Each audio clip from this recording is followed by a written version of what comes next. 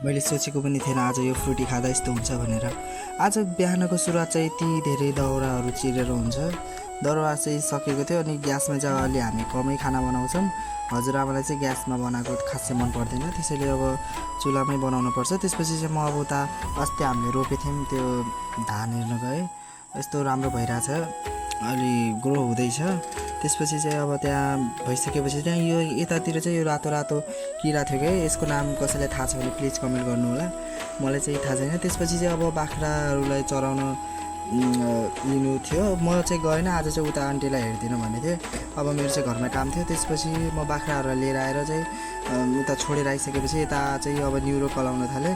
त्यो चाहिँ राम्रोसँग कलाउनुपर्छ, नभएपछि त यसमा त्यो हरियो किरा हुन्छ क्या, त्यो राम्रोसँग के गरेर छान्नुपर्छ। अनि त्यो किरा चाहिँ यस्तो टाइपको हुन्छ हेर्नु, यो चाहिँ त्यो किरा हो।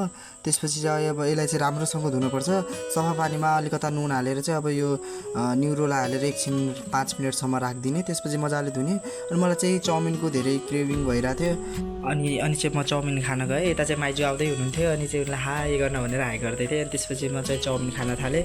चाउमिन खाएर घर गएर चाहिँ मैले न्युरोको तरकारी बनाउन थालेँ। बाहिर चाहिँ पहिला बाहिर पकाइरहेको थिएँ, आगो नबलेर, त्यसपछि चाहिँ म अब त्यो चुलो गिलो थियो त्यो बाहिर बलेन, त्यसपछि मैले भित्र पकाउन थालेँ। अनि आजको फर्स्ट र सेकेन्ड कमेन्ट यो रहेको छ। Thank you for watching.